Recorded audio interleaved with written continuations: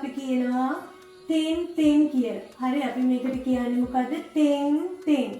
තෙන් තෙන් කියලා කියනවා. ඒ වගේම ඊළඟට අපි මේකට කියන පුංචි රවුමක් අපි මේකට කියනවා මාරු කියලා. හරි මේක අපි කියනවා තෙන් තෙන් මේක මාරු කියලා තමයි අපි කියන්නේ.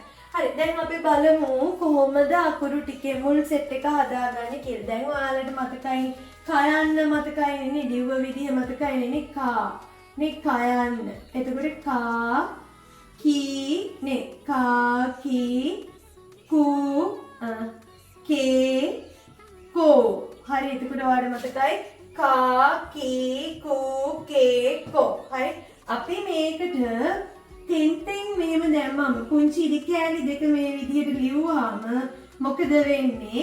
කා කී කූ කේ කෝ එක ගා ගී ගූ ගේ ගෝ වෙනවා. එහෙනම් මෙයා ගා ගී නේ ගූ ගේ ගෝ.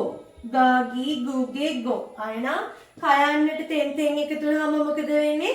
ගා ගී ගූ ගේ ගෝ. එහෙනම් කයන සෙට් එකට තෙන් තෙන් එකතු වෙච්ච ගමන් මොකද වෙන්නේ? ගා ගී ගූ ගේ ගෝ. අය ගා ගී ගූ ගේ ගෝ. හරි ඊළඟ එක අපිට දැන් ගත්තාම මේ සෙට් එක ඔන්න මේ ටික පාඩම් කරගන්න ඕනේ.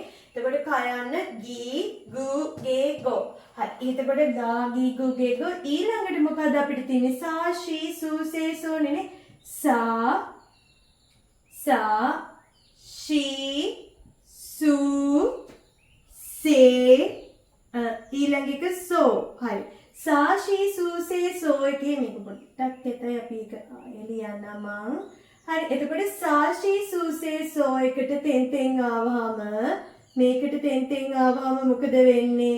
මේක අපි ප්‍රොනවුන්ස් කරනවා zaa වෙනවා. z sound zaa ji zaa ji zoo zee zo. හරි එතකොට මොකද? zaa ji zoo